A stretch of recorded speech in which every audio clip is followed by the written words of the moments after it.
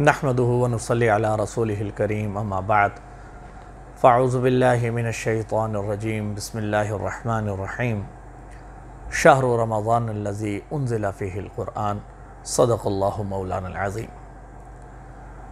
رمضان المبارک میں قرآن کریم کی تلاوت کرنا ایک بڑا عظیم الشان عمل ہے۔ اللہ تبارک و تعالی نے اس قرآن کریم کو رمضان المبارک کے مہینے میں نازل فرمایا اور اس کے پڑھنے کو اتنا باعث خیر بنایا کہ ہر حرف پر حدیث کے مطابق انسان کو 10 نیکیاں اللہ تعالیٰ عطا فرماتے ہیں۔ حضرت صلی اللہ علیہ وسلم کا فرمان ہے کہ الف لام میم یہ 3 حروف ہر حرف پر 10 نیکیاں اللہ نے رکھی ہیں۔ چنانچہ پورے قرآن کریم میں جتنے حروف ہیں اللہ تبارک و تعالیٰ نے ہر حرف پر 10 نیکیاں عطا فرمانے کا وعدہ فرمایا ہے۔ اب دیکھنے کی بات یہ ہے کہ رمضان المبارک میں ہم قرآن کریم کی تلاوت کے لیے کتنا وقت نکالتے ہیں۔ ایک تو بہت سے وہ کام جو اگرچہ جائز ہیں لیکن رمضان المبارک میں ہمیں وہ چھوڑ دینے چاہیے، خاص کر ان عبادات کے لیے جو اللہ تعالیٰ نے باعث اجر رکھی ہیں۔ ان میں سے ایک قرآن کریم کی تلاوت بھی ہے۔ چنانچہ قرآن کریم کی تلاوت میں ہم جتنا زیادہ سے زیادہ وقت صرف کر سکتے ہیں، قرآن کریم کی تلاوت میں جتنا زیادہ سے زیادہ ہم وقت لگا سکتے ہیں، یہ ہمارے لیے خیر ہی خیر کا باعث ہے۔ عموماً جب ہم اگر اپنی گفتگو کر رہے ہوں تو بہت سی مرتبہ بہت سے گناہوں میں مبتلا ہو جاتے ہیں۔ زبان کے ذریعے سے نہ جانے کتنی مرتبہ ہم سے گناہ ہوتے ہیں، غلطیاں ہوتی ہیں۔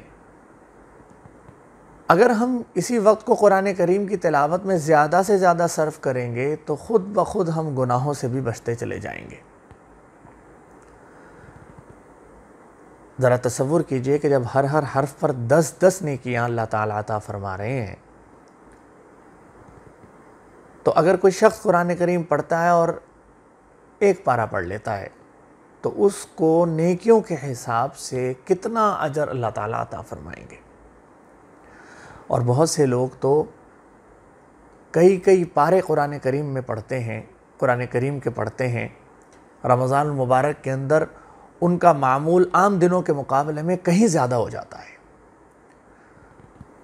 چنانچہ بہت سے لوگ ایسے بھی ہیں جو اگرچہ حافظ نہیں ہیں لیکن وہ 10 پارے روزانہ قرآن کریم تلاوت کرتے ہیں اور ہر تیسرے دن ان کا قرآن کریم مکمل ہو جاتا ہے۔ خوش قسمت ہیں وہ لوگ جو قرآن کریم کے لیے زیادہ سے زیادہ وقت نکالتے ہیں۔ اب ہمیں دیکھنا یہ ہے کہ ہم کتنا وقت کبھی اخبار پڑھنے میں ضائع کر دیتے ہیں، کبھی موبائل دیکھنے میں ضائع کر دیتے ہیں، کبھی ویسے ہی ہم اپنے وقت کو برباد کر دیتے ہیں۔ تو اگر ہم اس وقت کو کارآمد بنائیں اور اللہ تعالیٰ کے اس کلام کو ہم زیادہ سے زیادہ پڑھیں تو ہم کتنا اجر کما سکتے ہیں۔ ایک حدیث میں حضور سرورد عالم صلی اللہ علیہ وسلم نے ارشاد فرمایا کہ قرآن کریم اور روزہ یہ دونوں اللہ تبارک و تعالیٰ سے شفاعت کریں گے۔ قرآن کریم کہے گا کہ اے اللہ، میں نے اس کو رات کو سونے سے روکے رکھا، یہ قرآن کریم کی تلاوت کرتا رہا، آپ کا کلام پڑھتا رہا، تو میری شفاعت اس کے حق میں قبول فرمائیے۔ روزہ کہے گا کہ اے اللہ، اس نے کھایا پیا نہیں، اس نے خواہشات نفسانی کو قابو میں رکھا، میری وجہ سے رکھا، اے اللہ آپ میرے شفاعت اس کے حق میں قبول فرما لیجئے۔ نبی کریم صلی اللہ علیہ وسلم نے فرمایا کہ ان دونوں کی سفارش اللہ تعالیٰ قبول فرما لیں گے۔ پتہ چلا کہ قرآن کریم میں اللہ تعالیٰ نے خاص برکتیں اور خاص رحمتیں رکھی ہیں۔ اور خاص طور پر قرآن اور رمضان کا جوڑ بھی بہت اہم ہے۔ رمضان المبارک میں قرآن کریم نازل ہوا ہے۔ اب جتنا ہم قرآن کریم کو پڑھیں گے اتنے انوار و برکات ہم خود محسوس کریں گے۔ علماء لکھتے ہیں کہ اللہ تبارک و تعالیٰ نے تو ہر حرف پر 10 نیکیاں لکھی ہیں۔ اب اگر کوئی شخص یہ اعلان کر دے کہ جو بھی قرآن کریم پڑھے گا اور ہر حرف پر اس کو 10 روپے ملیں گے، تو آپ دیکھیے کہ ایک خلقت ہوگی، ایک لوگوں کا انبار ہوگا جو 10 روپے حاصل کرنے کے لیے قرآن کریم کی تلاوت کر رہے ہوں گے۔ بات دراصل یہ ہے کہ چونکہ یہ نیکیاں ہیں، اور نیکیاں جو ہے اس دنیا کا سکہ رائج الوقت نہیں ہے، یہاں کا سکہ رائج الوقت روپے ہیں، تو ہم ان کی طرف سوچتے ہیں، اس کی طرف بڑھتے ہیں، لیکن اس حقیقت سے ہم منہ موڑے ہوئے ہیں کہ جہاں کی یہ نیکیاں سکہ رائج الوقت ہوں گی، اور وہ ہے آخرت، حساب کتاب کا دن۔ اس دن یہ سکہ رائج الوقت ہوگا، اور اس وقت یہ پڑھی ہوئی تلاوت، اللہ کا پڑھا ہوا کلام اور قرآن کریم کی تلاوت اس دن کام آئے گی، اور اس وقت پتہ چلے گا کہ اس کی کیا اہمیت تھی اور کتنا وزن تھا۔ آج ہم سب کو ضرورت ہے کہ اس مبارک مہینے میں ہم زیادہ سے زیادہ تلاوت کریں۔ عام معمول جو ہمارا تھا اس کو ہم بڑھا دیں۔ کوئی اگر آدھا پارہ تلاوت کرتا تھا تو اسے چاہیے کہ وہ رمضان میں 1 پارہ تلاوت کر دے۔ کوئی 1 پارہ پڑھتا تھا تو اسے چاہیے کہ وہ 2 پارے کر دے۔ اسی طرح جو جتنی تلاوت کرتا تھا اس ماہ مبارک میں اپنی تلاوت کو زیادہ سے زیادہ کر دیں، تاکہ اللہ کا کلام جب وہ پڑھے تو اس کے نامہ اعمال میں زیادہ سے زیادہ نیکیاں بڑھ جائیں۔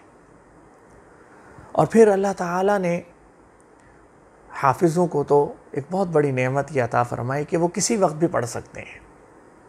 چنانچہ اگر ان کے سامنے کلام پاک نہیں ہوتا تو وہ اس وقت بھی پڑھ سکتے ہیں قرآن کریم۔ حافظ چلتے پھرتے اٹھتے بیٹھتے قرآن کریم کی تلاوت کر سکتے ہیں، لیکن جو لوگ حافظ نہیں ہیں وہ کلام پاک کو دیکھ کر، ناظرہ پڑھ کر وہ تلاوت کرتے ہیں، چنانچہ ان کی یہ تلاوت باعث اجر ہے، اور اللہ تعالیٰ نے جو مصحف ہے اس کو بھی دیکھنے کا اجر رکھا ہے۔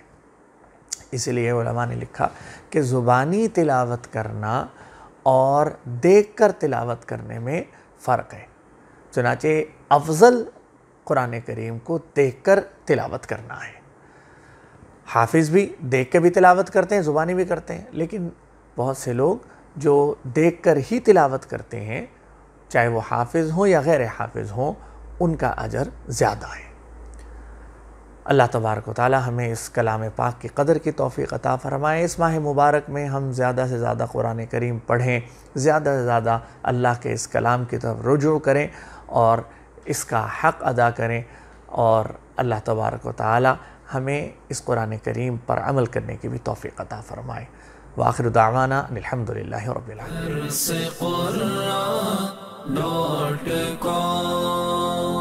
www.darsequran.com